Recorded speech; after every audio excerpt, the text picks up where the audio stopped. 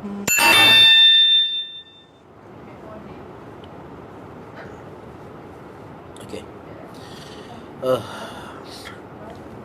Letih sikit hari ni, lewat sikit masuk. Okay, bismillahirrahmanirrahim. Assalamualaikum warahmatullahi wabarakatuh. Alhamdulillahi rabbil alamin, wa bihi nasta'inu ala umuri dunya waddin. Wassalatu wassalamu al-atammani al-akmalani ala khairi khalqillahi ajma'in, Muhammad ibn Abdullah, salawatullahi wa salamuhu alaihi wa ala alihi wa ashabihi wa man sara ala nahjihi wastanna bisunnatihi wahtada bihadihi ila yaumiddini, amma ba'd. Muslimin muslimat yang dirahmati Allah Subhanahu wa taala, pertama dan selama-lamanya segala pujian dan pujaan kita kepada Allah Subhanahu wa taala yang masih lagi mengekalkan kita dengan nikmat-nikmatnya, masih lagi memberikan ruang dan peluang kepada kita untuk kita terus merebut kebaikan yang Allah Ta'ala sediakan daripada bulan Ramadan Al-Mubarak.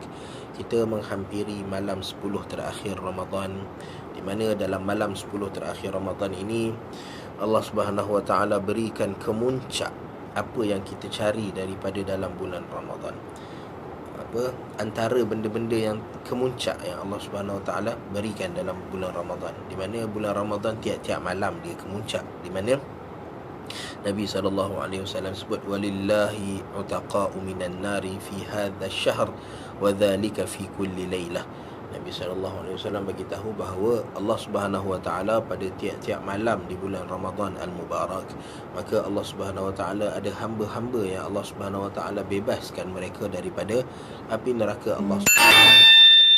Dan Allah Ta'ala, Nabi SAW beritahu, wa dhalika fi kulli laylah, dan benda ni berlaku pada tiap-tiap malam dalam bulan Ramadan. Maka sebab tu kita kata hadis-hadis yang menceritakan tentang awaluhu rahmah wa awsatuhu maghfirah wa akhiruhu itqum minan nar. Hadis-hadis ni hadis-hadis yang lemah dan tak boleh kita nak jadikan sandaran, kerana Allah Ta'ala bagi ganjaran yang lebih besar daripada itu. Allah Ta'ala bagi keampunan pada tiap-tiap malam di bulan Ramadan Al-Mubarak. Tinggal kita je, kita rebut ke kita tak rebut ke, kita rajin ke kita malas ke, semuanya balik kepada diri kita sendiri. Dan apabila nak masuknya 10 akhir Ramadan, maka pada waktu inilah Nabi SAW syadda mi'zarahu wa aiqadha ahlahu. Hadis dia dah lupa dah. Nabi SAW akan fokus lebih. Ramadan ni Nabi dah fokus untuk diri dia. Nabi dah lebihkan hubungan dengan Allah Subhanahu Wa Ta'ala dengan orang lain. Apabila masuk 10 akhir Ramadan, maka Nabi lebih bersungguh-sungguh dalam nak membuktikan pada Allah Subhanahu Wa Ta'ala, afala akunu abdan syakura. Nabi tak perlu untuk berpenat lelah nak iktikaf, tapi sebab Nabi ni Allah Ta'ala bawa datang selain daripada untuk bagi tahu kepada manusia supaya menyembah Allah Subhanahu Wa Ta'ala, Nabi SAW datang sebagai contoh kepada manusia.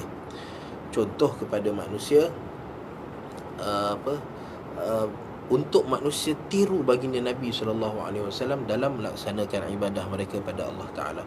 Kerana tu Nabi SAW malam Ramadan Nabi bangun, 10 akhir Ramadan Nabi akan beriktikaf. Nabi akan tinggalkan orang semua, isteri Nabi tinggal, sahabat-sahabat Nabi tinggalkan, untuk Nabi fokus bersama dengan Allah Subhanahu Wa Ta'ala. Lalu kita tahu bahawa pada waktu-waktu lain selain Nabi bersama Allah Ta'ala, ada waktu Nabi bersama masyarakat, tetapi dalam 10 akhir Ramadan, kerana hebatnya ganjaran yang Allah Ta'ala nak berikan, keampunan tiap-tiap malam, dan pada masa yang sama ada satu malam yang mana kita akan Allah Ta'ala berikan ganjaran 1000 bulan. Mana-mana amalan yang kita buat pada malam tu, maka kita dapat ganjaran 1000 bulan. So itu anugerah yang sangat besar. Lalu kita cari pada tiap-tiap malam dalam 10 akhir Ramadan. Walaupun Nabi SAW sebut taharraw lailatul qadar fil witri minal ashril awakhir min Ramadan, walaupun Nabi suruh cari pada malam 10 malam terakhir Ramadan Al-Mubarak, pada malam-malam ganjil di 10 malam terakhir. Tapi kita, bila kita nak beribadah pada Allah Subhanahu Wa Ta'ala, tunjukkan tunjukkan kesungguhan kita. Sebab bila kita dalam keadaan kita mencari-cari, Allah Ta'ala akan bagi. Sebab Allah Ta'ala sebut banyak dalam Al-Quran, innallaha la yudhi'u ajra man ahsana amala. Allah tak akan sia-siakan orang yang berusaha bersungguh-sungguh untuk mencari. Sebab mungkin kerana usaha kita tu Allah Ta'ala bagi Lailatul Qadar, walaupun malam yang sepatutnya Lailatul Qadar tu kita tertidur. So kita jangan terlalu mengharap pada malam spesifik 21, 23, 25, lalu kita abaikan malam-malam lain. Kita rebut pada setiap malam, supaya kalau kita terlepas sekalipun, Allah Subhanahu Wa Ta'ala tentukan kepada kita kerana usaha kita mencari itu, maka Allah Ta'ala bagi kita malam Lailatul Qadar. So insya-Allah hari ini tuan-tuan dan puan-puan, kita akan teruskan perkongsian kita, dan hari ini kita dah sampai pada surah yang seterusnya, iaitu surah Al-Ghashiyah. Baik, sebelum kita cerita tentang surah Al-Ghashiyah, mari kita baca, dengar dan kita baca sama-sama surah. Okey, kita ambil hari ini sampai ayat 16 kita nak segerakan sikit. Okey. A'udzu billahi minasy syaithanir rajim. Bismillahirrahmanirrahim. Hal ataka hadithul ghashiyah wujuhun yawma idzin khashi'ah. Okey, bukan Okey, so kita kena beza. Hamzah baris depan bunyi dia u, tapi waw baris depan bunyi dia wu. Okey, w u wu.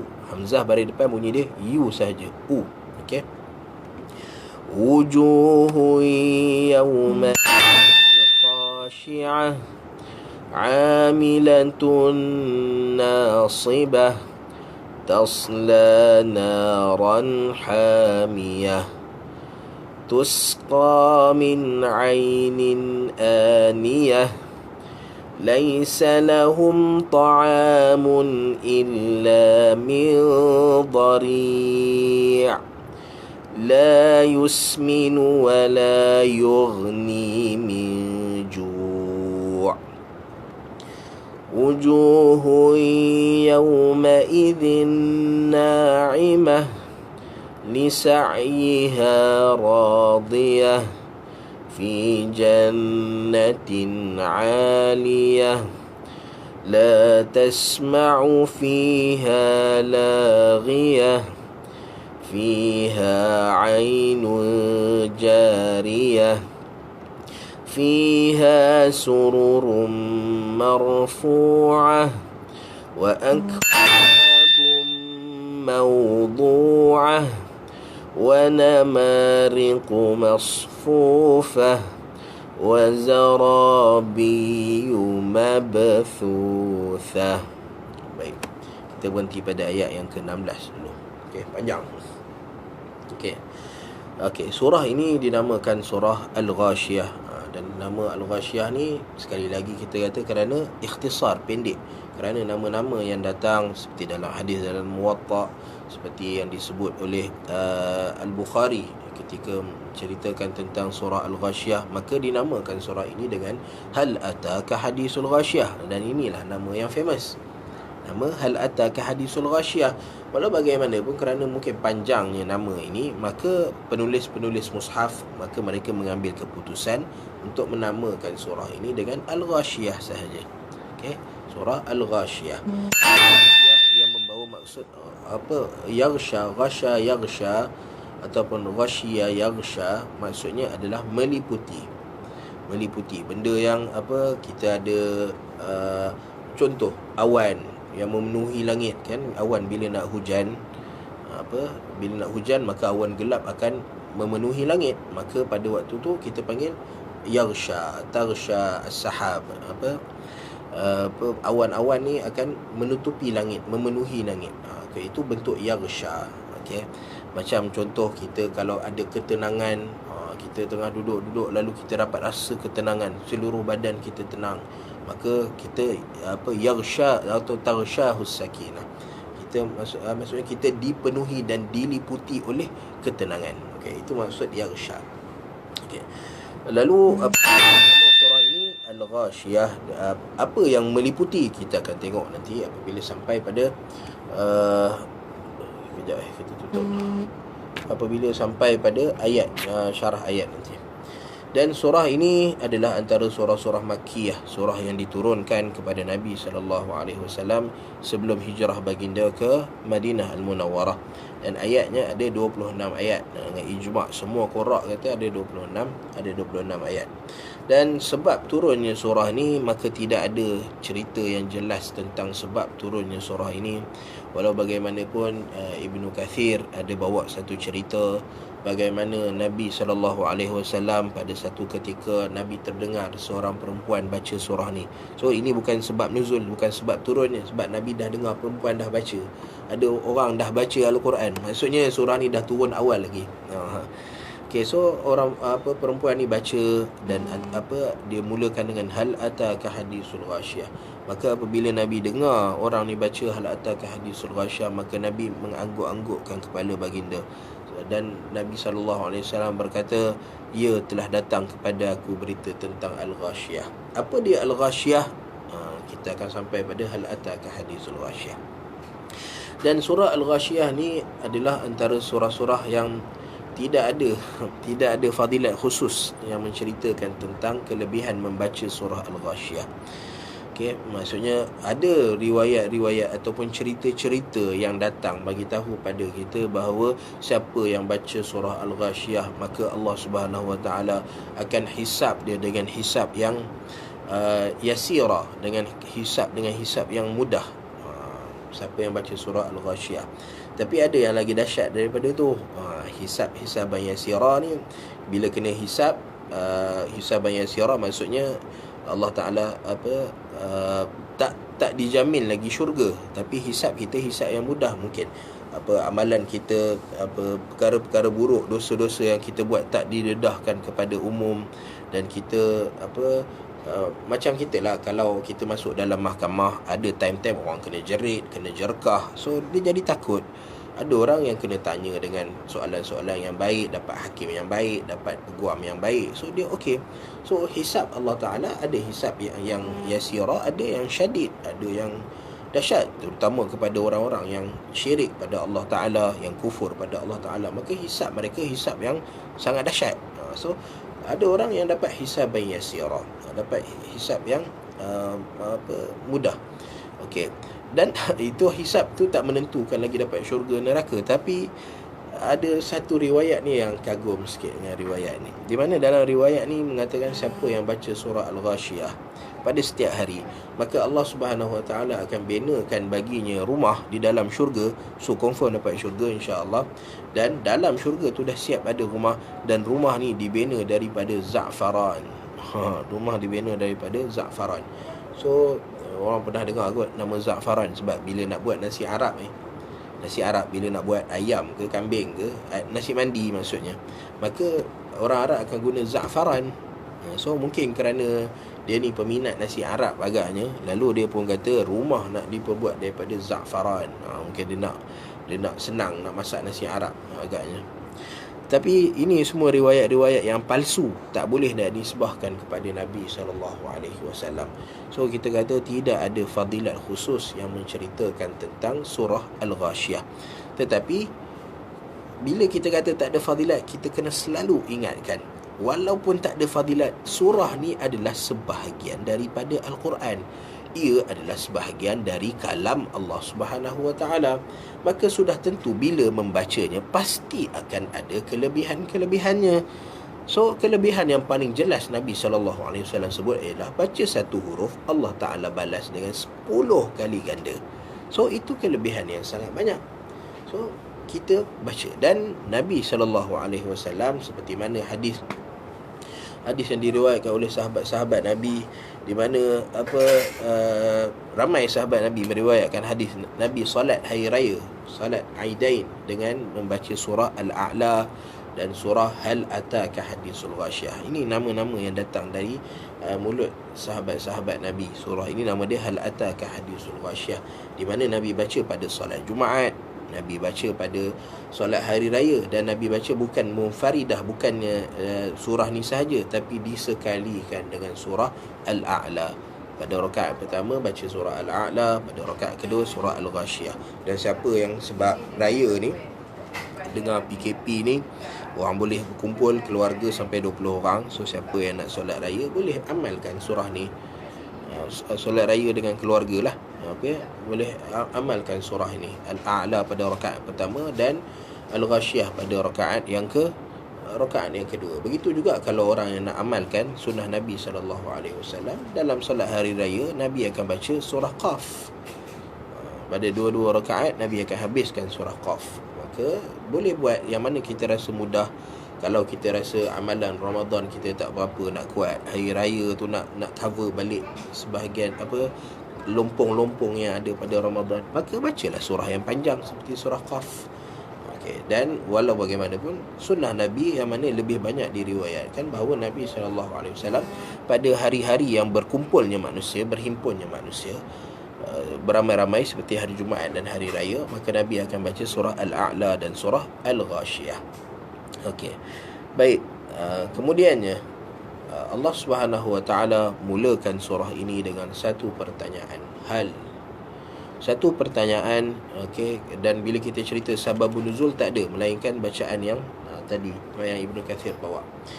Mungkin kerana sebab turunnya surah ni adalah kerana kaitan dia dengan surah Al-A'la, sebab tu dibacakan sekali Al-A'la dan Al-Ghashiyah, kerana ada kaitan yang rapat. Di mana ketika dalam surah Al-A'la Allah Subhanahu Wa Taala menceritakan tentang keadaan orang-orang sayadzakkaru man yakhsha wa yatajannabuhal ashqa. Allah Ta'ala cerita tentang keadaan orang-orang yang yakhsha, yang dapat perintah Allah Subhanahu Wa Taala, yang akan dengar dapat manfaat daripada perintah Allah Ta'ala adalah orang yang yakhsha. Dan ada orang yang berpaling daripada dengar kalam Allah Subhanahu Wa Taala, dan orang ini ashqa. Lalu kemudiannya bila Allah Ta'ala ceritakan tentang keadaan ini, keadaan mereka semasa di dunia, lalu surah Al-Ghashiyah datang untuk tunjuk keadaan mereka semasa di akhirat. Okay, semasa di dunia ada yang yakhsha, dia takut pada Allah Subhanahu Wa Taala. Lalu dalam surah Al-Ghashiyah Allah Ta'ala kata wujuhu yauma idzin na'imah, ada muka-muka yang tatana'am, dia nikmat, nampak daripada muka dia keseronokan, kegembiraan, kerana dia tahu dia akan dapat nikmat. Tapi ada orang wa yatajannabuhal ashqa, orang-orang ashqa yang berpaling semasa di dunia, tak nak dengar apa Nabi SAW bawa, berpaling daripada apa yang Nabi SAW bagi. Maka pada hari akhirat Allah Ta'ala kata wujuhun yawma idin khashi'ah, mereka ni jadi takut, muka-muka jadi ketakutan, kerana mereka tahu apa yang menanti mereka dekat akhirat. Maka Allah Ta'ala mulakan dengan satu soalan. Dan soalan ni Allah Ta'ala tak nak jawapan, sebab tak ada orang tahu ataupun orang tahu tentang akan adanya hari kiamat ni. Tapi Allah Ta'ala tak nak, sebab Allah Ta'ala tahu detail apa benda yang akan berlaku pada hari kiamat. Lalu Allah Ta'ala tak tanya soalan yang berbentuk ta'ajub dan berbentuk tashwiq untuk menakutkan. Hal ataka hadisul ghashiyah, tak datang ke kat kamu cerita tentang hari kiamat? Nampak dia punya bentuk ayat dia. Hal ataka hadisul ghashiyah, adakah tidak datang kepada kamu cerita tentang hari kiamat? So bila mana manusia ni ada yang memilih untuk jadi ashqa, yang memilih untuk tidak ikut perintah Allah Ta'ala, tak nak tinggal larangan Allah Subhanahu Wa Ta'ala, maka Allah Ta'ala kata pada mereka ni, kamu ni tak tahu ke akan adanya datang hari kiamat ni? Dan Allah Ta'ala namakan hari kiamat ini dengan nama Al-Ghashiyah. Dan kita sebut tadi bahawa Al-Ghashiyah ini maksud dia meliputi. Apa yang meliputi? Okey, yang pertama, keadaan itu sendiri. Apabila manusia ni dibangkitkan pada hari kiamat, maka banyaknya bilangan manusia daripada zaman Nabi Adam AS sehingga manusia yang terakhir yang dimatikan, maka akan memenuhi kawasan mahsyar ini. Lalu keadaan mereka seperti mereka meliputi kawasan mahsyar. Okey, so yaghsha, dia jadi perkataan yaghsha. Dan makna yaghsha ni juga boleh diguna pakai pada keadaan setiap manusia itu sendiri. Okey, di mana pada manusia-manusia yang dibangkitkan oleh Allah Subhanahu Wa Taala, ada manusia-manusia yang beriman pada Allah Subhanahu Wa Taala. Dan orang yang beriman pun ada dua jenis. Orang yang beriman dan dia beramal semasa di dunia, dan ada orang yang beriman tapi dia kurang beramal semasa di dunia. Dan di sana pula ada satu bahagian lagi, orang yang tak beriman kepada Allah Subhanahu Wa Taala. Lalu orang yang tak beriman rasa-rasa apa keadaan mereka bila mereka dibangkitkan di hadapan Allah Subhanahu Wa Taala. Kalaulah sebelum mereka dibangkitkan, Allah Ta'ala dah cerita dah, ya ayuhan nasu taqu rabbakum inna zalzalata as-sa'ati syai'un 'azim yawma tarawnaha tadhhalu kullu murdi'atin 'amma arda'at wa tada'u kullu dhati hamlin hamlaha wa tara an-nasa sukara wa ma hum bisukara. Allah Ta'ala cerita, ini bukan cerita hari kiamat depan Allah Ta'ala lagi, tapi semasa di dunia lagi. Allah Ta'ala kata dahsyatnya benda yang berlaku pada hari kiamat semasa di dunia ni, sampaikan yauma tarawnaha tadhhalu kullu murdi'atin amma arda'at. Ibu-ibu yang sedang menyusu, dia tinggalkan anak dia, dia lupa dia ada anak yang sedang menyusu. Kalau anak yang besar kena tinggal, tak apalah, ibu mungkin fikir anak ni dia dah besar, umur 3 tahun ke 4 tahun, dia boleh fikirlah macam mana dia nak selamatkan diri. Tapi ni bayi, ibu mana yang sanggup tinggalkan bayi yang dah menyusu dengan dia? Tapi keadaan hari kiamat sangat dahsyat sehingga ibu ni dia lupa, tadhhalu kullu murdi'atin amma arda'at, lupa terus pada bayi dia. Wa tada'u kullu dhati hamlin hamlaha, perempuan-perempuan yang sedang mengandung semua keguguran. Wa taran nasa sukara, kamu akan lihat wahai Muhammad, manusia ni kalau hari kiamat, dalam hari kiamat, keadaan hari kiamat ni, wa taran nasa sukara, kamu nampak manusia ni bagaikan orang mabuk ni sebab tak tahu nak buat apa. Hala tuju pun tak tahu kat mana, apa nak buat pun tak tahu, bagaikan orang mabuk. Orang mabuk apa yang ada? Akal dia tengah tertutup pada waktu tu. Dan begitulah keadaan manusia sebelum ketika tiupan sangkakala yang pertama. Wa ma hum bisukara, Allah Ta'ala kata bukanlah mereka ni mabuk, tapi walakinna azaballahi syadid, tapi azab Allah Ta'ala adalah azab yang sangat sedih, yang sangat pedih, yang sangat sengsara. Allah Subhanahu Wa Ta'ala kata. Lalu apabila manusia-manusia ni dibangkitkan di hadapan Allah Ta'ala, orang yang kufur maka mereka akan terkejut. Sebab apa? Semasa di dunia mereka tak beriman pun akan adanya hari kebangkitan. Bal kadzabu bis-sa'ah, bila Nabi SAW bawa datang, wahai manusia akan ada azab, maka mereka kata, wahai Muhammad, kalau betul ada azab, maka bawa datanglah azab, kami nak tengok azab. Kalau benarlah kata kamu ada azab, maka bawa mai azab. Tapi azab bukan ditentukan oleh Nabi SAW. Allah Ta'ala yang tentukan bila Allah Ta'ala nak azab sesuatu kaum atau seseorang manusia. Lalu Nabi tak mampu untuk bawa azab. Lalu apabila mereka dibangkitkan pada hari kiamat, mereka terkejut. Dulunya mereka mempermainkan Nabi, mereka mengingkari apa yang Nabi bawa. Hari ini adalah hari pembuktian. Allah Ta'ala akan tunjuk pada mereka bahawa hari ini adalah hari kebenaran. Kamu akan terima azab kamu yang kamu minta daripada Allah Ta'ala semasa di dunia. Ada pun lalu orang kafir ni dalam keadaan ketakutan, dalam keadaan kerunsingan, dalam keadaan tak tahu apa nak buat. Dan inilah yang meliputi orang-orang kafir. Orang-orang kafir ni semua yang tak beriman pada Allah Ta'ala, yang syirik pada Allah Subhanahu Wa Ta'ala, mereka akan dipenuhi dengan ketakutan dan kerunsingan.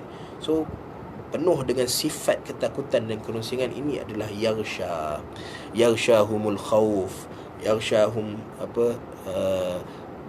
al-qalaq, mereka tak boleh nak duduk diam kerana bimbang apa kesudahan keadaan mereka di akhirat. Dan di sana ada orang yang beriman, yang percaya akan adanya hari kebangkitan. Tapi ada orang yang terpedaya dengan dunia, seronok sangat duduk dunia sampai lupa nak beramal untuk akhirat. Lalu bila sampai kat sana, mereka dalam keadaan takut juga, tapi mereka percaya siapa yang mengucap la ilaha illallah akan masuk syurga. Cuma mereka takut sebab mereka tahu pada hari kiamat nanti semua manusia tahta masyiatillah, terutama orang yang buat dosa-dosa besar, buat dosa-dosa, orang yang buat maksiat dan buat dosa ni, mereka di bawah urusan Allah Subhanahu Wa Ta'ala. Kalau Allah Ta'ala nak azab mereka, Allah Ta'ala azab. Kalau Allah Ta'ala nak lepaskan mereka, Allah Ta'ala lepaskan mereka. So mereka tetap takut. takut bahawa mereka akan diazab oleh Allah Subhanahu Wa Taala. Tapi ketakutan mereka tak sama macam orang kafir. Sebab orang kafir tu dia dah pasti dia akan masuk neraka. Tapi orang yang beriman, walaupun mereka kurang beramal semasa di dunia, mereka tetap ada pengharapan pada rahmat Allah Subhanahu Wa Taala. Ni pengharapan pada rahmat Allah Taala ni yang menyelamatkan banyak manusia, selain daripada mencari syafaat daripada orang-orang yang Allah Ta'ala benarkan untuk bagi syafaat, terutamanya Nabi SAW. So selain daripada syafaat, ada benda yang lagi besar yang kita letak pengharapan, iaitu pada rahmat Allah Subhanahu Wa Ta'ala. Hatta Nabi SAW sebut pada kita, la yadkhulu ahadukumul jannata bi'amalih illa an yataghammadahu Allah bi rahmatin min. Tak ada orang yang akan masuk syurga dengan amal dia. Amal ni adalah usaha yang kita buat dengan tujuan untuk dapatkan rahmat Allah Ta'ala. So lagi banyak kita buat baik, maka Allah Subhanahu Wa Ta'ala lagi nak beri rahmat pada kita. So peluang kita untuk dapat rahmat dengan ibadah yang kita buat tu lebih tinggi. Tapi ia tak menjamin. Ada orang yang buat amal banyak, tapi bila datang pada hari akhirat, Allah Ta'ala tanya, kenapa kamu buat? Dia kata buat kerana ikhlas kerana Allah Ta'ala. Allah Ta'ala kata bohong. So amal yang banyak tidak menjadi penentu kepada seseorang tu masuk syurga atau neraka. Tetapi amal yang berkualiti, alladhi khalaqal mauta wal hayata liyabluwakum ayyukum ahsanu amala. Tapi amal yang berkualiti, walaupun dia sedikit, Aisyah radhiyallahu taala anha menyebutkan bahawa Nabi SAW sebut, khairul a'mali adwamuha wa in qal, ataupun ahabbul a'mal dalam lafaz Bukhari, ahabul a'mali ilallah adwamuha wa in qalla. Sebaik-baik amal ataupun amal yang paling disayangi oleh Allah Subhanahu Wa Taala, paling disukai oleh Allah Taala, ialah adwamuha, apa yang berterusan walaupun sedikit. Okey, walaupun sedikit. Ada orang dia sedikit buat amal sikit, tapi dia buat continuous.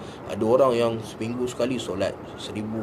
So kita tak, dua-dua ni adalah yang baik, tapi kita nak bagi tahu bahawa tengok Allah Ta'ala, Nabi SAW bila fokus sebut pada ibadah, fokus pada kualiti, bukan pada kuantiti. Okay. Tapi kalau kita dapat gabungkan dua-duanya, kualiti dan kuantiti, itu yang terbaik. Jangan kita kata okey, kita jaga kualiti, lalu solat 2 rakaat dah stop, sedangkan kita ada kemampuan untuk solat 8 rakaat, 10 rakaat dengan kualiti yang sama.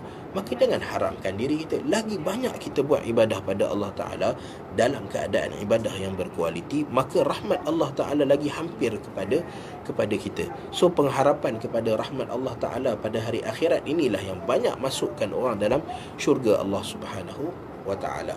Lalu orang yang beriman, maka mereka sebahagian daripada mereka ada perasaan risau campur gembira, kerana janji Allah Ta'ala dah ada depan mata mereka.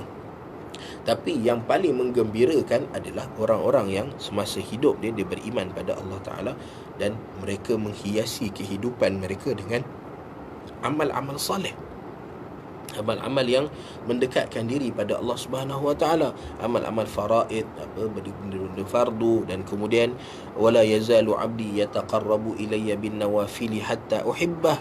Dan kalau kamu nak dapat sayang aku, kata Allah Ta'ala, maka dekatkanlah diri kamu dengan melakukan nawafil, perkara-perkara yang sunnah, perkara-perkara yang sunat. So kita sebut sunnah dan sunat. Okay. Sunnah ni dia boleh jadi wajib, dia boleh jadi sunat. Tapi sunat ni benda-benda yang bukan wajib. Okay.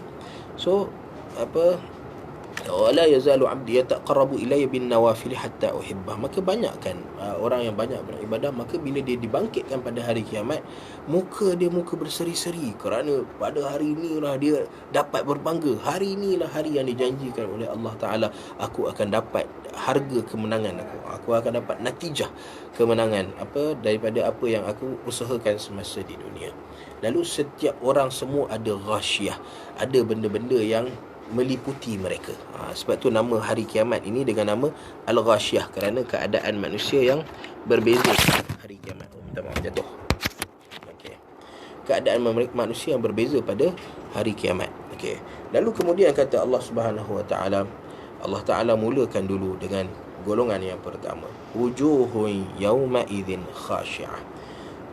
Ada sebahagian manusia yang kita sebut tadi, golongan yang gagal memanfaatkan kehidupan mereka semasa di dunia, maka Allah Ta'ala kata muka-muka mereka pada hari itu yauma idzin khashi'ah, muka mereka dalam keadaan ketakutan, khasya'. Dia tunduk, tapi tunduk yang bukan tunduk. Dia tunduk ni, bila kita tundukkan kepala, ada tunduk rasa tanda hormat, okey, tunduk rasa malu, tunduk rasa hormat. Tapi ada yang tunduk kerana rasa bersalah, dan inilah tunduk rasa bersalah, khasyiah. Kepala mereka tertunduk, seolah-olah nampak macam orang yang khusyuk, orang yang merendahkan diri, tetapi mereka ni sebenarnya ketakutan. Wujuhun yawma idzin khasyiah, amilatun nasibah. Kenapa dia takut? Okey, lalu Allah Subhanahu Wa Taala cerita amilatun nasibah. Okey, kerana amilah maksudnya dia beramal, tetapi nasibah. Nasibah ni kepenatan, lalu beramal dan kepenatan. Allah Subhanahu Wa Taala nak cerita dua perkara dekat sini. Yang pertama, Allah Taala nak bagi tahu pada kita orang beriman, amilah, kalau kamu nak beramal, amal ni dia mesti datang dengan kepenatan. Dia mesti datang dengan nasab. Dia mesti datang dengan nasab. Sebab Allah Subhanahu Wa Taala sendiri sebut tentang manusia, laqad khalaqnal insana fi kabad. Manusia ni memang Allah Ta'ala cipta dia untuk dia berpenat lelah. Tujuan manusia adalah untuk beribadah, untuk jadi khalifah Allah Ta'ala di atas muka bumi. Mana boleh jadi khalifah dengan goyang kaki, relax bawah aircon? Tak jadi khalifah Allah Ta'ala macam tu. Mana ada khalifah dengan Allah Ta'ala bagi ilmu, kemudian duduk diam, sampaikan pun tak, cari orang untuk dapat sambung ilmu pun tak. So amilah, kalau kamu benar-benar beramal semasa di dunia, dia mesti datang dengan satu sifat, iaitu nasibah. Mesti ada penat. Itu fitrah Allah Ta'ala jadikan amal-amal ibadah manusia semasa di dunia. So kalau kita tengok keadaan diri kita, kita beribadah tak ada rasa penat, kita relax, tenang je, maka kita tahu bahawa kita beribadah tapi tak sampai kepada tahap yang berkualiti. Okey, so Allah Subhanahu Wa Taala nak bagi tahu itu yang pertama, bila ada amal mesti ada kepenatan. Dan yang keduanya, Allah Taala nak bagi tahu juga bahawa di sana ada orang-orang yang beramal semasa di dunia, tetapi amal mereka tidak mendatangkan apa-apa faedah kepada mereka, melainkan hanya kepenatan semata-mata. Ini macam Nabi SAW sebut tentang puasa kita, tentang qiyam kita dalam bulan Ramadan. Rubba qa'imin, ataupun kam min qa'imin, kam min sa'imin, rubba sa'imin laysa lahu min siyamihi illa al-ju'a wal 'atash, wa rubba qa'imin laysa lahu min qiyamihi illa an-nasab. Ataupun kam min sa'imin, dua-dua boleh. Saya tak ingat salah satu daripada dia lebih lemah daripada kawan dia. Tapi Allah Ta'ala dan Nabi SAW nak bagi tahu berapa ramai orang yang berpuasa dalam bulan Ramadan, tapi mereka tak dapat daripada puasa mereka melainkan hanya lapar dan dahaga. Maksudnya Allah Ta'ala tak terima puasa mereka. Dan Allah Ta'ala, Nabi SAW bagi tahu lagi, wa kam min qa'imin laysa lahu min qiyamihi illa an-nasab. Berapa ramai orang yang bangun malam. Nak bangun malam ni mujahadah, kita kurang tidur, so kita korbankan waktu tidur kita. Kemudian dah korban nak bangun tidur tu dah satu hal, nak angkat takbir untuk solat 2 rakaat lagi satu hal. So perlukan mujahadah. Tapi bayangkan kalau kita sampai dekat hari akhirat, bila kita dah beramal semasa di dunia, Allah Subhanahu Wa Taala kata laisa lahu min qiyamihi illa an-nasab. Kamu tak dapat apa-apa, hanya dapat kepenatan je. Sebab apa? Sebab tiadanya keikhlasan pada Allah Subhanahu Wa Taala. Amilatun nasibah. Dan banyaknya orang yang amilah ni adalah orang yang kufur pada Allah Subhanahu Wa Taala. Orang kafir, kita tengok berapa banyak kebaikan mereka buat. Mereka ajak orang kepada kebaikan, mereka tubuhkan NGO untuk khidmat kepada masyarakat, untuk jaga haiwan, untuk jaga alam sekitar, untuk jaga human rights. Berapa banyak amalan yang mereka buat. Mereka sumbang harta mereka yang banyak ke arah good causes, untuk perkara-perkara yang baik. So tapi apabila sampai dekat akhirat, mereka hanya jumpa kepenatan. Kenapa? Kerana macam mana, macam contohlah analogi. Saya ada terbaca satu analogi, saya tak ingat siapa yang menulis analogi ni, tapi analogi dia cantik. Kenapa Allah Ta'ala tak terima amal ibadah orang-orang yang tak beriman pada Allah Subhanahu Wa Ta'ala? Sebab macam orang-orang yang masuk universiti lah, kalaulah ada seorang ni dia tak register kat universiti, tapi dia pergi masuk kelas belajar sampai waktu exam, dia masuk exam 4 tahun dia buat macam tu, dan waktu exam dia pun dia dapat four flat, tiap-tiap tahun dapat four flat. So pada akhir, lepas dia belajar 4 tahun tu, adakah dia boleh dapat scroll, dia boleh dapat ijazah dia boleh convo? So jawapan dia tak boleh. Sebab apa? Sebab dia tak register kat universiti tu. Dia tak register pun kat universiti tu. So universiti tak boleh nak bagi. Okey, samalah macam orang yang tak beriman pada Allah Ta'ala. Kamu tak beriman, so kamu buat amal penat macam mana pun, sampai hari akhirat Allah Ta'ala kata tak boleh terima. Sebab kamu tak register masuk dalam orang, senarai orang yang dapat anugerah, senarai orang yang Allah Ta'ala terima amal mereka. So kalau kat dunia pun kita dah nampak, kita boleh terima keadaan orang yang tak register masuk universiti, walaupun dia belajar penat macam mana pun, tak dapatlah ijazah. Macam tu juga dekat akhirat. So Allah Ta'ala nak bagi tahu ada orang-orang yang amilatun nasibah, yang beramal tapi mereka tak dapat daripada amalan mereka melainkan hanya kepenatan semata-mata. Dan Allah Ta'ala cerita benda ni pada orang-orang yang khasyi'ah, iaitu ada dua golongan tadi kita sebut. Satu golongan yang kufur, yang syirik, yang munafik pada Allah Ta'ala. Mereka ni memang dalam penyesalan yang teramat sangat. Tapi ada di kalangan mereka orang yang beriman, khasyi'ah, kerana amilah. Mereka beramal tapi kerana sikitnya amalan, tidak ada kepenatan dalam amalan mereka, maka mereka rasa takut pada Allah Ta'ala. Ataupun ada orang yang beramal tapi oleh kerana amal mereka kerana terpaksa, amal mereka kerana tak nak kehilangan kawan, amal mereka kerana contoh mereka ni ustaz-ustaz, lalu kalau tak beramal orang kata apa ustaz tak solat, apa ustaz tak beramal banyak. So kerana pandangan manusia, lalu pada hari akhirat nanti sampai, maka tidak akan dapat apa-apa melainkan kepenatan semata-mata. Tasla naran hamiyah, tasla naran hamiyah. Lalu mereka ini pada hari kiamat nanti, orang-orang yang terutama yang kufur pada Allah Subhanahu Wa Taala, maka mereka akan dibakar dengan naran hamiyah. Mereka akan dibakar, jiwa-jiwa ni, muka-muka ni, walaupun Allah Ta'ala sebut wujuh, tapi Allah tuju kepada mereka tu sendiri, orang tu sendiri. Takkan Allah Ta'ala bakar wajah je, Allah Ta'ala tak bakar badan. So semua sepenuhnya mereka akan dibakar. Tasla naran hamiyah.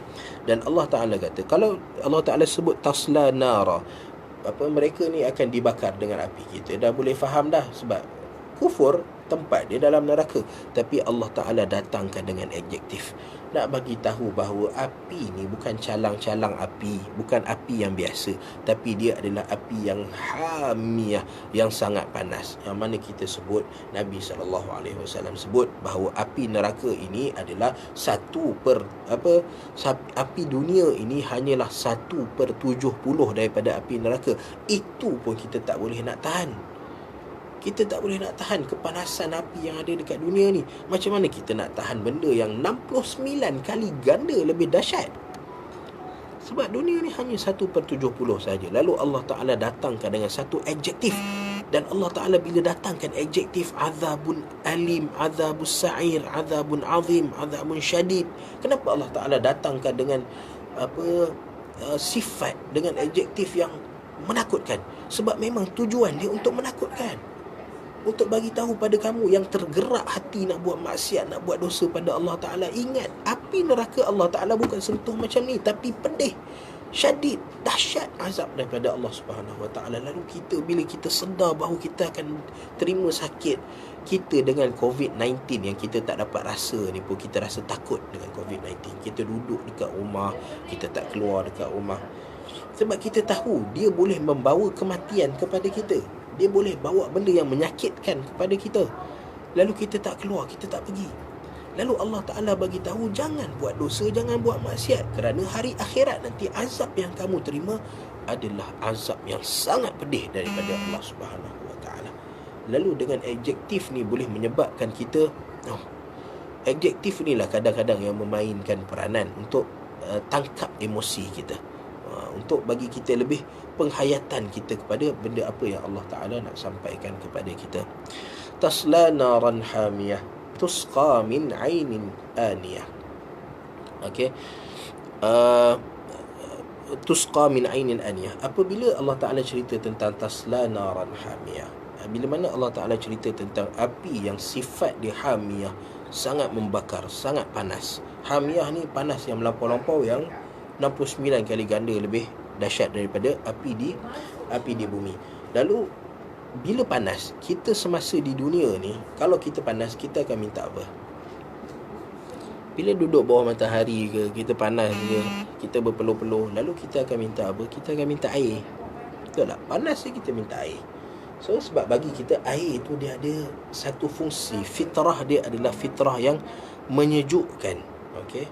Lalu ahli neraka, bila mana mereka kepanasan, maka mereka akan minta air daripada penjaga-penjaga neraka. Mereka minta daripada Allah Subhanahu Wa Taala agar Allah Taala berikan air kepada mereka, dan Allah Taala berikan air. Nak air Allah Taala bagi, tapi tusqa min ainin aniyah. Mereka diberi air-air yang aniyah. Aniyah ni maksud dia kalau boiling menggelegak. So air yang sentiasa menggelegak. Dapat air, dan tapi minum air, lalu air ni menggelegak. Dan mungkin juga makna aniyah ni air biasa, tetapi Allah Ta'ala kata mereka ahli-ahli neraka ni bila minum air faqatta'a am'a'ahum, maka perut mereka terburai, terpotong-potong isi kandungan perut mereka ni. Faqatta'a am'a'ahum. Air walaupun dia air biasa, aniyah ni maksud dia mungkin air yang dah sampai pada tahap boiling dia. Okey, tapi dia tak mustahil juga, sebab aniyah, awani ni daripada bekas, air yang didatangkan dalam bekas. So air yang didatangkan dalam bekas ni dia boleh jadi air yang sejuk, air yang biasa, boleh jadi air yang menggelegak. Okey, tapi dengan keadaan neraka yang sangat panas tu, maka air dekat dunia pun kalau duduk dalam api, maka dia akan menggelegak. Maka air ni secara logik ni dapat air yang panas lah. Duduk tempat panas, dapat air yang panas. Tapi tak mustahil juga, sebab Allah Subhanahu Wa Taala boleh sejukkan. Macam api pada Nabi Ibrahim, api fitrah dia, sifat dia adalah membakar. Tapi bila Allah Ta'ala kata qulna ya narukuni bardan wa salaman ala Ibrahim, maka api itu jadi sejuk, sejuk yang membolehkan orang tidur, wasalaman, bagi kesejahteraan kepada Nabi Ibrahim. Macam tu juga keadaan pada hari mahsyar, di mana Nabi cerita macam mana matahari dekat dengan manusia. Matahari sifat dia membakar, tapi bila dekat dengan manusia, tak ada cerita, Nabi cerita ke riwayat mana-mana ke yang bagi tahu manusia terbakar kerana dekatnya matahari.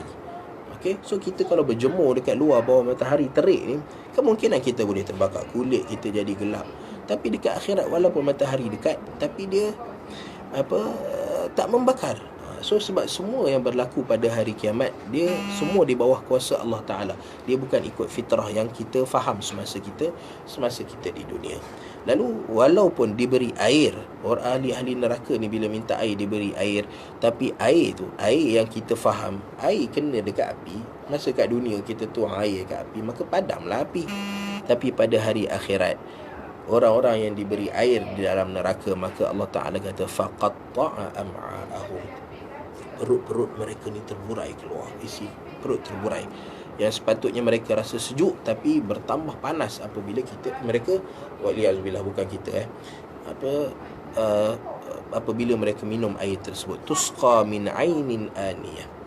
Dan apabila mereka panas juga, panas, berpeluh, dan terasa azabnya, selain daripada minta makanan, maka mereka pun akan minta, selain daripada minta minuman, mereka pun akan minta makanan. Tapi Allah Subhanahu Wa Taala sebut apa? Laisa lahum ta'amun illa min dhari'. Mereka tidak diberi makanan melainkan daripada dhari'. Apa dia dhari' ni? Dhari' ni dia antara perkataan yang hanya orang Arab tahu. Ini pun satu perkara yang kita kena tahu. Bila kita nak bercerita tentang Al-Quran, maka kata Ibnu Abbas radhiyallahu taala anhuma, maka di sana ada ayat-ayat Al-Quran yang tak ada orang tahu makna dia melainkan Allah Subhanahu Wa Taala. So ayat-ayat seperti alif lam mim nun, so ini apa makna ayat ni? Tak ada orang tahu melainkan Allah Subhanahu Wa Taala. Dan ada ayat-ayat yang tak ada orang tahu melainkan para ulama. So ni ada ayat-ayat dalam Al-Quran yang bukan orang biasa pun boleh cerita. Kena tunggu para ulama. Apa cerita para ulama tentang ayat ni, baru kita boleh faham tentang ayat tersebut. Dan ada ayat-ayat yang hanya orang Arab dia tahu, dengan perkataan-perkataan tertentu. Seperti mana Ibnu Abbas sendiri, bila Allah Ta'ala sebut Alhamdulillahi fatiris samawati wal ard, maka Ibnu Abbas kata, aku tak tahu apa makna fatir. So kita yang sekarang ni, kita bangga, aku tahu makna fatir. So mereka ni bila nak bawa makna Al-Quran, nak bawa dengan makna yang Allah Subhanahu Wa Taala sampaikan pada mereka, apa yang Allah Ta'ala nak sampaikan. So ada perkataan-perkataan, contohnya wataj'aluna rizqakum annakum tukadzibun. Ada dalam surah Al-Waqi'ah, wataj'aluna rizqakum annakum tukadzibun falaula idza balagatil hulqum. So wataj'aluna rizqakum, kamu menjadikan rezeki kamu dengan kamu berdusta, annakum tukadzibun. So kita kata apa makna dia? So benda-benda ni orang Arab tahu. Sebab apa? Perkataan-perkataan yang digunakan adalah perkataan yang digunakan oleh orang Arab. Lalu fatir tadi, maka Ibnu Abbas kata, aku tak tahu makna fatir, sehinggalah aku jumpa dengan ada dua orang yang sedang menggali perigi. Lalu seorang dia kata ana fatartuha, yang seorang lagi kata ana betada'tuha. Okey. So daripada situ Ibnu Abbas dapat makna fatir, iaitu yang memulakan. Fatir samawati wal ard, maka Allah Ta'ala lah yang memulakan penciptaan langit dan bumi. Okey, begitu juga wataj'aluna rizqakum, kita kena pergi tengok pada orang Arab apa makna rizq. Maka kita dapati bahawa ada sebahagian orang Arab seperti Bani Az-Shanau'ah, maka mereka menamakan rizq makna rizq adalah syukur. Wataj'aluna syukrakum annakum tukadzibun. Lalu makna jadi mustaqim, jadi kita boleh faham makna dia. Begitu juga dengan perkataan-perkataan macam Allahu nurus samawati wal ard, mathalu nurihi kamishkah. Kalau kita nak cerita mishkah ni adalah tempat letak lampu. Tapi macam mana kita nak imagine tempat letak lampu? Kita kena pergi dekat Arab, tanya pada Arab, wahai Arab, macam mana mishkah tu? Maka mereka akan tunjuk pada kita macam mana mishkah. Okey. Yang dalam dia boleh letak misbah. Macam mana dinding ataupun satu binaan yang mana boleh letak lampu di antara celah-celah dia. Okey. Dan lampu tu akan menerangi kawasan tersebut. Ni macam chandelier lah. Okey. Tapi chandelier tu lampu ini satu binaan macam dinding yang mana boleh letak lampu di tengah-tengah dia, dan hasilnya boleh menerangi kawasan. So kena pergi tengok dekat Arab. Seperti mana Allah Ta'ala sebut hatta adakal urjunil qadim, sehingga kamu jumpa urjun, pelepah-pelepah yang qadim, yang lama. So urjun qadim ni kat mana nak jumpa? So kena cari dekat tempat yang ada pelepah kurma. Kat Malaysia memang takkan nampak lah urjunul qadim, kita tak ada pelepah kurma. So kena pergi dekat tanah Arab. Ada ayat-ayat yang orang Arab je yang tahu. Lalu antara benda yang orang Arab tahu adalah dhari'. Okey, laisa lahum ta'amun illa min dhari'. So bila kita nak tengok dhari' ni, maka kita kena tengok pada orang Arab. So orang Arab ni namakan apa yang dhari' ni? Maka unta dia ada satu makanan, satu pokok yang jadi makanan favorite unta. Pokok ni dia macam pokok ros sikit, dia ada duri dekat batang-batang dia. Okey, tapi unta hanya makan pokok ni, pokok yang berduri ni, apabila ia basah. Sebab bila time dia basah, unta boleh kunyah. Tapi bila dia kering, maka tajam benda tu. Unta tak akan makan benda tu. So unta takkan makan benda tu. Lalu Allah Subhanahu Wa Taala kata, inilah makanan penghuni-penghuni neraka. Penghuni-penghuni neraka semuanya akan makan ni pokok yang diperbuat batangnya daripada duri. Dan kalau dekat dunia masa lembut boleh makan lagi pokok tu, tapi pokok ni dekat akhirat makan dia, bayangkan kita makan duri dalam mulut kita. Mungkin ada orang kata, makan duri ni tak ada masalah. Orang kalau kita tengok macam contoh Fear Factor kan mereka makan benda pelik-pelik. So ada orang kata, oh tak ada masalah makan dhari' ni. Bahkan ada sebahagian orang Arab bila turunnya ayat laisa lahum ta'amun illa min dhari', maka mereka kata, tengok unta-unta yang makan dhari' ni, maka badan jadi sihat. So sebab dia makanan untuk unta, khas untuk unta sahaja. Sebab unta bila makan benda tu, badan jadi sihat, badan jadi besar, boleh angkat orang dekat belakang. Lalu mereka kata, tengok, semua akan jadi samin. Semua jadi samin ni maksudnya daging bertambah, lemak bertambah, badan jadi nampak sihat. Binatang ni lagi gemuk, lagi sedap lah kita tengok. Ataupun kita nak sembelih dia pun lagi happy lah kita dapat sembelih dia, kerana badan dia banyak isi dan banyak lemak. Tapi Allah Ta'ala kata kemudiannya, la yusminu wa la yughni min ju'. Dhari' yang kamu makan ni, la yusmin, dia tak akan menggemukkan kamu, wala yughni min ju', dan dia tak akan dapat hilangkan haus kamu. So orang neraka, dalam neraka ni, siapa yang ditentukan oleh Allah Ta'ala untuk masuk neraka, maka mereka ni akan sentiasa kelaparan dan dahaga. Kerana duduk dengan api, lalu lapar dan dahaga. Tapi makanan-makanan yang Allah Ta'ala bagi pada mereka, la yusmin, tak akan bagi kenikmatan pada mereka, tak akan dapat bagi kekenyangan pada mereka. Bahkan Allah Ta'ala sebut dalam surah dalam surah An-Naba, apa Allah Ta'ala sebut? Ghassaqa, apa ayat dia? Ghassaqa ni maksudnya adalah ada ahli neraka yang dibakar dengan api, lalu badan dia jadi cair. So kita pun, maknanya jadi cair tu, dia tak jadi pepejal macam ni. So bila jadi cair, maka ia boleh dimakan. Lalu Allah Ta'ala kata, inilah makanan dan minuman ahli neraka. Cecair-cecair yang keluar daripada badan manusia yang dah dibakar dengan peluhnya, dengan ya Allah. Lalu kita minta jauh daripada Allah Subhanahu Wa Ta'ala, daripada Allah Subhanahu Wa Ta'ala, daripada semasa di dunia ni, daripada Allah Ta'ala benarkan kita, biarkan kita untuk kita ke arah maksiat dan dosa pada Allah Subhanahu Wa Ta'ala. Di samping kita minta Allah Ta'ala jauhkan kita daripada azab kubur dan azab api neraka Allah Subhanahu Wa Ta'ala. Lalu itu golongan-golongan yang kufur pada Allah Subhanahu Wa Ta'ala, yang gagal memanfaatkan peluang mereka semasa di dunia. Tapi ada satu golongan lain. Tengok, Allah Ta'ala dah cerita tentang kebejatan golongan ni, golongan yang kufur pada Allah Ta'ala, yang datang pada hari kiamat dengan khasyik, dengan muka yang takut. Tapi Allah Ta'ala kata, ada satu golongan manusia, dan kita harap pada Allah Ta'ala kita dapat masuk dalam golongan ni. Wujuhun yawma idzin na'imah. Ada muka-muka yang tatana'am, terasa nikmat Allah Subhanahu Wa Ta'ala. Tak masuk syurga lagi, tetapi dibangkitkan depan Allah Ta'ala je, dah dapat tahu dah bahawa mereka ni ahli syurga.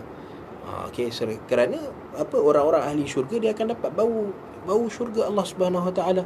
Wa inna rihaha la tajidu min masirata syahrin. Daripada jauh dah boleh bau syurga Allah Subhanahu Wa Ta'ala. Orang neraka pula yang ditentukan neraka, maka neraka akan ditarik depan mata mereka. Dengan ditarik, ada 70,000 tali, dan setiap tali ditarik oleh 70,000 malaikat, dibawa depan mata mereka. Dan neraka ni, dia dah tahu dah siapa yang bakal penghuni dia. Inna jahannama kanat mirsada, maknanya dia dah target dah, ni orang ni. Dan orang yang dah ditarget oleh neraka tu, dia tahu dia sedang diperhatikan oleh neraka. Inna jahannama kanat mirsada. Lalu Allah Ta'ala cerita tentang orang-orang yang dapat na'imah, muka mereka ceria. Dalam ayat lain surah Al-Qiyamah, Allah Ta'ala cerita wujuhun yawma idzin nadhirah. Bila na'imah tu, dia orang dah rasa dapat nikmat, tapi bila masuk syurga, muka berseri-seri, nadhirah. Lisa'yiha radiyah, kerana mereka ni beramal semasa di dunia, lalu mereka redha dengan amal mereka. Mereka redha dengan amal mereka. Maksudnya mereka buat amalan-amalan yang mereka tahu mereka akan dapat ganjaran daripada Allah Subhanahu Wa Ta'ala. Mereka sanggup korbankan harta mereka, masa mereka, ilmu mereka, tenaga mereka semasa di dunia.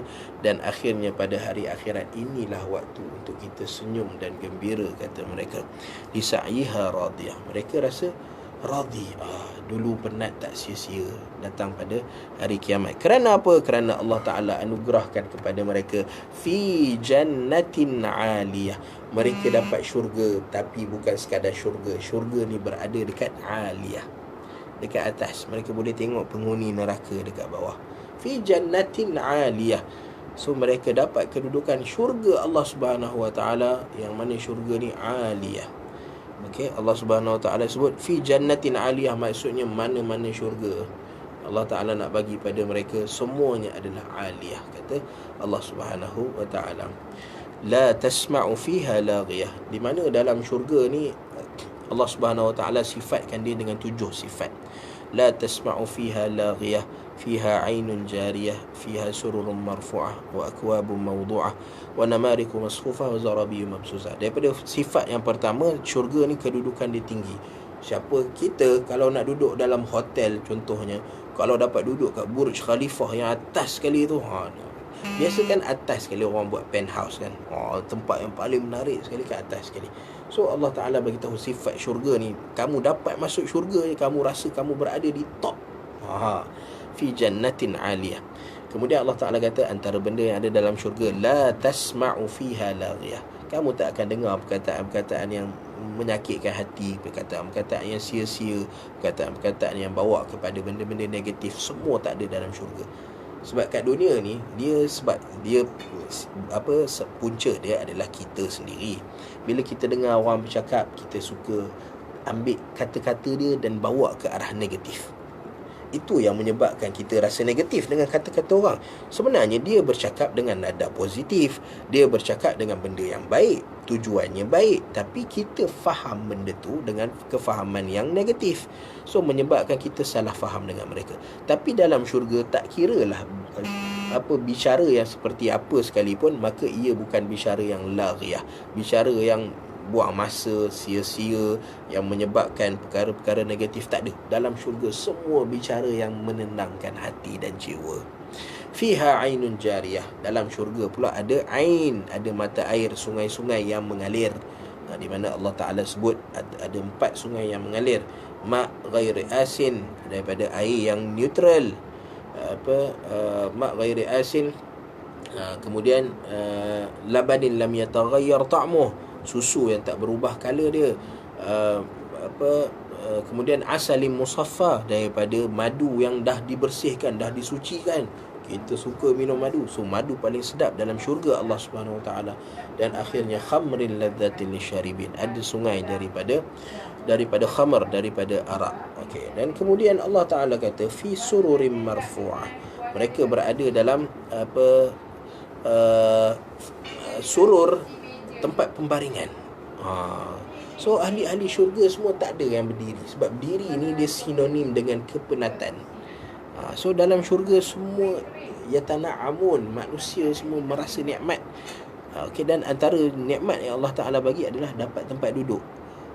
Sama ada tempat duduk sofa ke ataupun tempat pembaringan, surur. Surur ni dia katil, kalau kita kata katil lah makna dia. Okey, tapi katil ni dia boleh jadi kita baring dekat kursi pun boleh jadi katil. Kita ada sofa bed kan. Tapi Allah Subhanahu Wa Ta'ala nak tunjukkan bahawa ahli syurga semua akan dapat tempat duduk tenang dan rehat. Wa akwabum mawdu'ah, dan mereka akan minum air-air yang mawdu'ah, dah disiapkan untuk mereka. So pilihlah air mana kamu niat dalam hati je, maka Allah Ta'ala akan bawa datang benda tu. So nikmat. Kita kadang-kadang nak beli air dekat ni kena cari pula tu air ni sedap, air ni tak sedap, orang ni jual okey, orang ni jual tak okey. Dalam syurga duduk relax, tenang, syurga yang tinggi, sururim marfu'ah, Allah Ta'ala bagi tempat duduk, tempat yang selesa, dan akwabum mawdu'ah. Okey, wa ka'san dihaqa, Allah Ta'ala sebut dalam surah An-Naba, cawan yang sentiasa penuh dengan apa yang kita nak minum. Wakat sandihaqa mal'a, sentiasa penuh. Akwabum mawdu'ah, yang sentiasa dah disiapkan kepada kita. Wa namariqu masfufah. Namariq adalah benda-benda yang kita gunakan untuk sandar. Kita dah ada sarir, dan kemudian sarir ni, katil mesti ada. Kita tengok katil kosong pun kita rasa apa katil kosongnya. Lalu dekat dalam syurga dia ada namariq, tempat-tempat yang kita buat jadi sandaran. Dia ada alas, tikar, dia ada bantal, wisadah. Ini semua benda-benda yang kita buat untuk kita menyandar, untuk kita sandar. So masfufah, yang telah disusun. Saf, daripada perkataan saf, wa namariqu masfufah. Kita ada bantal-bantal, apa sahaja yang kita guna untuk sandar telah disusun dan disediakan untuk kita. So kita boleh bayangkan dengan benda yang Allah Ta'ala ceritakan pada kita, sifat syurga yang Allah Ta'ala ceritakan pada kita, kita boleh bayangkan dengan kehidupan macam mana raja-raja hidup, macam mana orang-orang VVIP hidup. So benda ni kita akan dapat dalam syurga dengan keadaan sempurna. Sebab ada bantal, bila kita sandar, alah sedap tak sedap, lembik tak lembik, kain ni okey ke tak okey, ni sutera ke tak sutera ke. Kita duk masa kat dunia ni macam-macam kita punya kerana, tapi dalam syurga Allah Ta'ala semua perfect. Semua perfect. Macam mana kita nak dapat benda perfect ni? Masuk syurga Allah Ta'ala, dan Allah Ta'ala akan bagi. Kemudian wadharabi mabthuthah. Okey, wadharabi maksudnya hamparan-hamparan. Tadi kita sebut katil punya alas kan, dan kemudian ada wazarabi. Wazarabi ni benda yang kita pijak dekat atas lantai. Okey, so wazarabi mabthuthah, kat mana sahaja kita pijak, kita akan pijak di atas, seolah-olah kita pijak atas kapet yang diperbuat daripada kulit binatang, daripada bulu binatang, bukan kulit binatang. Sebab zarabi ni dia bukan asal perkataan Arab sebenarnya. Dia datang daripada perkataan dekat bahagian tempat Imam Al-Bukhari, Uzbekistan, tan tu asalnya. Tetapi bila dah diguna pakai oleh orang Arab, so dalam Al-Quran kita kena tahu, ada perkataan-perkataan yang bukan asalnya bukan Arab. Macam qaswarah, singa, nama dia qaswarah. So antara asalnya diguna pakai oleh bangsa lain, bahasa lain, tapi dia telah masuk dalam bangsa Arab dan diguna pakai oleh orang Arab pada zaman Nabi SAW. Maka jadilah ia perkataan Arab. So zarabi ni ialah, kalau VIP datang ziarah satu tempat, sultan ke agung ke datang ziarah satu tempat, kita bagi apa? Kita bagi hamparan, red carpet kan. Mana-mana dia jalan semua ada red carpet. Lalu Allah Ta'ala kata, bagi orang-orang yang masuk syurga, maka hamparan dia bukan sekadar red carpet, tapi yang diperbuat daripada bulu-bulu. Kan kita suka yang bulu-bulu, dan ini bukan bulu tiruan sintetik, tapi bulu yang original. Wazarabiyu mabthutha, dekat mana mabthutha, batha, muntashirah, dekat mana-mana tempat yang kita pijak, semuanya ada namariq, dan ada tempat-tempat pijak yang diperbuat daripada suf, daripada bulu-bulu binatang. Wazarabiyu mabthutha, ada tempat-tempat pijak yang mansyurah, jadi tempat-tempat daripada suf, daripada tempat-tempat yang lembut. Bayangkan kita semasa di dunia, kita nak tunjukkan kita ni hebat rumah kita. So ada yang kapet tebal 1 inci ke 2 inci ke. So bila orang pijak lembut, wah sedap ni. Tapi kena kalau dapat yang betul-betul pakai kapet daripada bulu binatang tu, Masya Allah, dia punya kelainan dia lain macam sikit. So semua nikmat ni dekat dunia dia boleh hilang, dia boleh rosak, dia boleh berbeza mengikut manusia, tapi dekat dalam syurga Allah Subhanahu Wa Taala, ia adalah kesempurnaan. So kalau kita nak rasa benda tu, kalau kita impikan dekat dunia ni aku tak dapat nak benda tu, tapi teringin sangat, maka cubalah masuk syurga Allah Ta'ala. Usaha, bukan cuba, usaha untuk masuk syurga Allah Subhanahu Wa Ta'ala. Nak masuk syurga dia tak ada try and error. Try and error, kemungkinan kita masuk, kemungkinan kita tak masuk, tak ada. Nak syurga Allah Ta'ala, maka usaha. Bila Nabi SAW kata, idza sa'alta Allah fas'alillah al-firdaus al-a'la. Kalau kamu minta, maka mintalah al-firdaus al-a'la. Minta boleh jadi dengan doa, dan minta boleh jadi dengan usaha kita. Kita berusaha untuk dapatkan itu, seolah-olah bagi gambaran pada Allah Ta'ala, ya Allah, aku sedang meminta pada engkau, akan engkau bagikan pada aku syurga al-firdaus. So dekat akhirat nanti ada 2 golongan manusia. Satu, wujuhun yawma idzin khasyi'ah, dan satu lagi, wujuhun yawma idzin na'imah. Kita nak jadi yang mana? Buat pilihan sendiri. Kita masih ada peluang, terutama dalam bulan Ramadan Al-Mubarak. Jangan sia-siakan peluang yang Allah Subhanahu Wa Ta'ala bagi pada kita. Jadi insya-Allah kita berhenti dekat sini dulu. Sebelum esok kita sambung cerita tentang unta. Okey. Kenapa Allah Taala sebut unta dalam Al-Quran? Kita akan sebut esok insya-Allah. Apa yang baik tu kita tangguhkan dulu pada hari ini, lalu apa yang baik tu datang daripada Allah Subhanahu Wa Taala, yang buruk tu daripada kelemahan diri saya sendiri, lalu kita tangguhkan dengan kafaratul majlis. Subhanakallahumma wa bihamdik, asyhadu an la ilaha illa anta, astaghfiruka wa atubu ilaik. Wa sallallahu ala Muhammad wa ala alihi wa sahbihi wa sallam, walhamdulillahi rabbil alamin.